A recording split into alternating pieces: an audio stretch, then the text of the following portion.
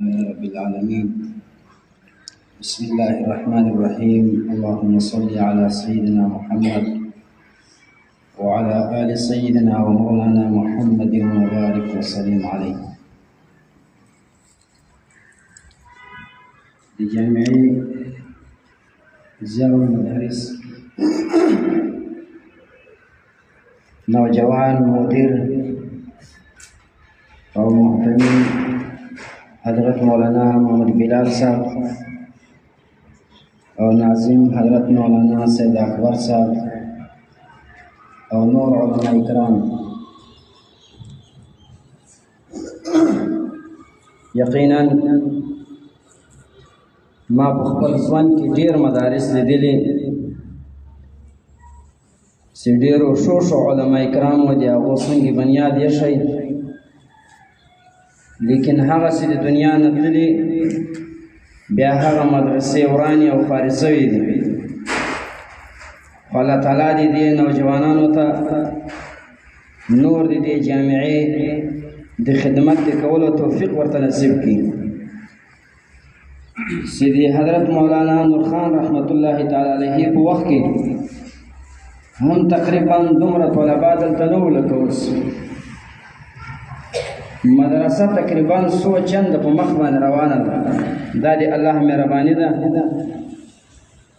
دا د الله تعالی کرم ده چې دغو علما کرامو کلک ملا ورته وتړله د دغې مدرسې د خدمت دپاره او د مدرسې ته یې نور عروج او ترقي ورکړه. زه په 2014 کې غالبا په لورلایه کې وم، نو هلته د یو ملا سره د موږ مجلس و، سپین ږیری عالم و. ما ته د زرګرۍ نه ټلیفونانو د جلالي صاحب زرګرۍ مدرسه تقریبا علما کرامو ته معلومه ده، یو غټه مدرسه د 1400 کسه طالبان دي پکې. په هغه طرف باندې د موږ د بابا یو شاګرد مولوي عبداللطیف صاحب 1400 کسه طالبان ورسره یي. په دې اسلام باندې په تصدیقاتو باندې یو شرح هم لیکلی ده. دغو علما سره رابطه وکوله چې ته به راځې دلته په زرګرۍ کې موږ استاد دغه کړی ټاکلی. نو د وړې دورې کتابونه هم ول، نور د تکمیل یو څه کتابونه وو. ما د مال دماغ بابا ژوندی ده، سپین ږیری ده، زه خو د بابا بې مشورې یو کار نه کوم. دوم د موږ مربي د موږ شیخ حضرت شمس المشایخ خلیفه الدین محمد صاحب، زه به د هغه سره مشوره کوم. د هغه په مشوره باندې به بیا زه د تاسو سره قول کوم. خو دوی بیا مولوي تاج محمد صاحب ته ټلیفون کړی و، هغه له ما سره ټلیفون وکاو. زه مجبوره سوم دلته ډېر اسماعیل خان ته رالم، د خلیفه صاحب سره میلاو سوم. هغه ته مې وویل مال دا زرګرۍ ډېره غټه مدرسه ده، ډېر طالبان یې دي. ما ته هغه په بار باندې یې چې ته له موږ سره دلته ولګېږه، زه څرنګه وکړم. خلیفه صاحب د خپلې کمرې په وره کې ولاړو، ما ته هېڅ غږ هم نه کاوه. بله وار یې لاس را باندې واړاو، ول زه یوه مشوره در کوم، ته دې ما دا خبره ومنه. ما ورته مال څرنګه ولو مدرسه به نه وي، ډېر طالبان به نه وي، خوار او مسکینه مدرسه به وي، لیکن هغه خلک لایق دي دې چې تاسو ورسئ، د هغې مدرسې خدمت وکوئ، د هغه قوم خدمت وکوئ. دا ډېر نیکان خلک دي، ډېر مخلص خلک دي. ما ته ویل په تیمور ته به ورسئ، مولوي نور خان نومیږي، د دغه مدرسه د هغه سره ولګېږه، د تنخوا خبره مو ورسره کوله. زه دلته رالم، په هوټل باندې ما دی سره ننوتل، دا تور تازر تړلی و. ما دا خبر ورته وکوله، ده ویل تنخوا به څو غواړي؟ ما تنخوا به ډېره غواړم. راته ویل زه به 10,000 درکوم. ما دا 3,000 به د ما له طرفه مدرسې ته وقف وي، 10,000 روپۍ به ته ما تنخوا راکوي. نو د دغه ځای نه دا اندازه لګېږي چې همدغه ځای د موږ د شیخ د شمس المشایخ رحمت الله تعالی علیه دامت برکاتهم العالیه، دا ځای په نظر کې ده، دا ځای د اولیاء په نظر کې ده، ځکه الله رب العزت خرابوي نه. الله تعالی جل شانه دا محمد بلال دلته سکولی آیو ښه قابل انسان و د موږ د حمدالله صلی سبقان ویل الله تعالی دا اراده درلوده چې دغه مدرسه به د مولی نور خان نه وروسته زه بیا دغه بلال ورته وایسته کوم بیا به دی د دغه قوم د دغې علاقې د دې مدرسې خدمت کوي هغه الله دغسې وکول سید اکبر مولوي صاحب بیا د کوم خوا ورته رالی الله رب العزت یې هغه پسې ملګری کړو نن الحمدلله ښه طالبان دي ښه سبقان دي طالبان یې موږ دا د وینو ګورو یې ښه د اخلاقو په جامه کې ګرځي خصوصي ځای هم لیدلي هم نه دي خو قوم هم باید چې څومره هم د علما کرامو ملا مضبوطوي دومره علما کرام نور ښه خدمت کولی شي زه خپله دومره بیماره یم اوس هم دا پښې مې پوړېږي لاندې لاس مې پوړېږي دومره په عذاب یم دغه ترتیب د علما کرامو چې دا دوی کوم دغه ترتیب ورته ایښی د سیمایي امتحان ده ششمایي امتحان ده سالانه امتحان ده تقریبا د الله رب العزت هم یو خپل قانون هغه دغه رقم ده الله رب العزت چې انسان پیدا کی هر انسان ته یو سوالیه پیفر ورکي ورته ووایي چې دغه سوالیه پیفر چې څومره هم تا په ښه انداز باندې ډک کړو دومره به په آخرت کې زه تا ته اوچت مقام درکوم په جنت کې به زه تا ته اوچت مقام درکوم اوس هغه سوالیه پیفر هغه څه ده هغه د انسان زندګي ده د چا عمر ډېر اوږد وي په دې کې سوالونه ډېر زیات دي د چا عمر کم وي هغه کې بیا اعتراضات هغه کم وي اوس الله سي امتحان اخي دا د دې لپاره نه اخي چې ګواکې الله دې موږ په اعمالو باندې خبردار نه ده بلکې الله تعالی سي امتحان اخي ما او تا ته خپل ځان راشي چې ای د ما بنده ما ته پیدا کړی وی عقل مې در کړی و شعور مې در کړی و قرآن مې در لیږلی و پیغمبر مې در لیږلی و تا ته مې هر څه در ښودلي و تا په خپل ژوند کې د ما په قرآن باندې څومره عمل وکړ اوس هم څومره انسان زیات عمل کړی دومره به د الله په نزد باندې د اوچت مقام په جنت کې الله به هغه مقام ورکوي لکه جنت کې اووه درجې الله پیدا کړي دي اووه جنتونه دي په دې کې مختلفې درجې دي لکه جنتیان انبیا صدیقین چې کوم اولیاء دي شهدا دي او صالحین دي په دغه کې بیا مختلف مقامات دي په انبیاو کې چې کوم د نبی علیه الصلاة والسلام مقام ده هغه مقام بیا د بل چا نشته تر انبیاو را لاندې دوم مقام الله تعالی صدیقینو ته ورکړی ده خدای تعالی اولیاء الله ته ورکړی ده د اولیاء د الله تعالی چې کوم اولیاء دي د دغو به اوچت مقامات بیا د هغه نه را لاندې شهدا بیا صالحین اوس الله چې دغه اوچت مقامات ورکوي ولې ځکه هغه سوالیه پیفر هغه دوی په ډېر ښه انداز باندې هغه ډک کړی ده او پور کړی ده ځکه الله دا مقام ورکوي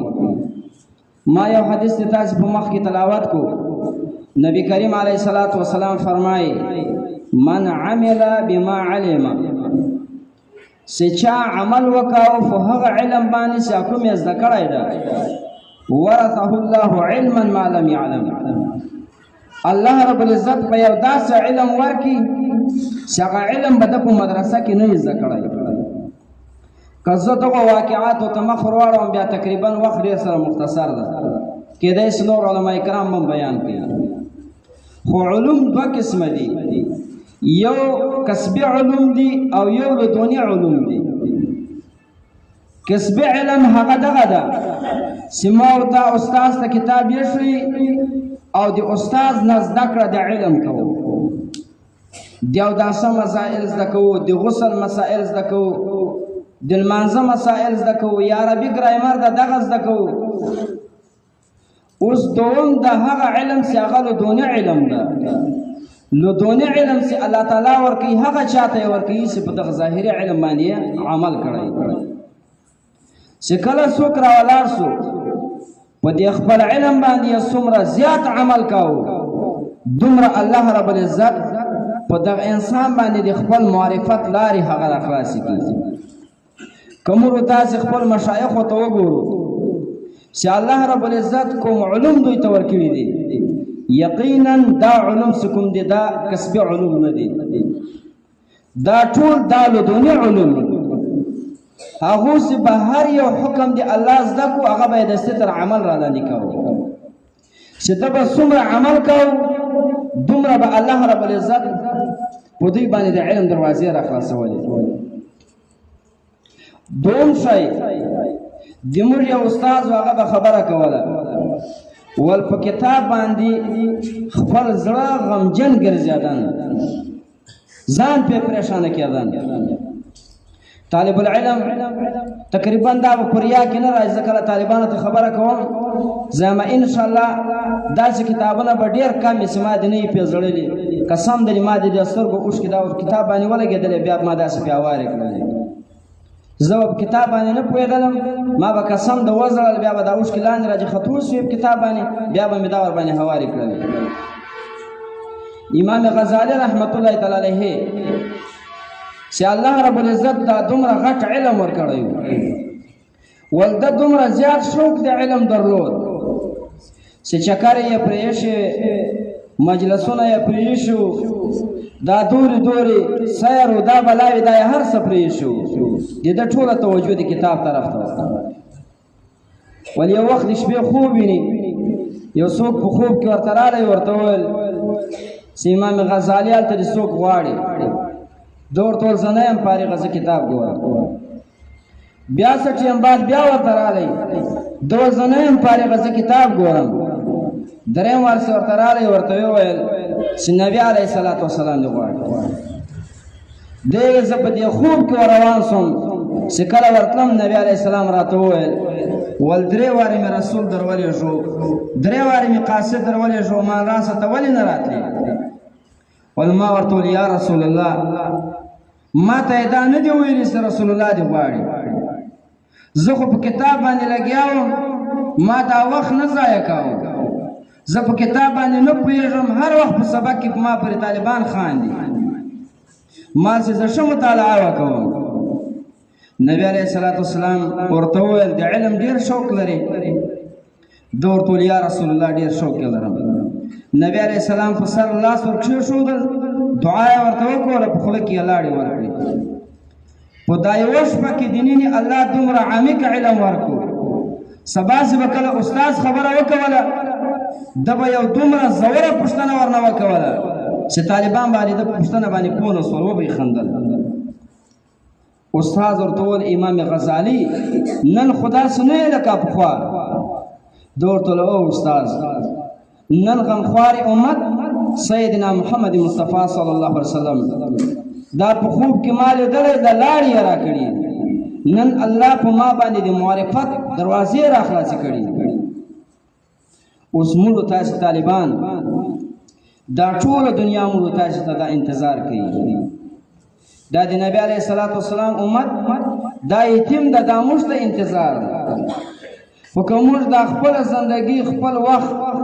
په لهو لعب کې تیر کو، په چکرو کې تیر کو، په منډو کې تیر کو، نو سبا به بګړۍ راوتړي، امینونه خو به هم ښه امینونه په غاړه وي،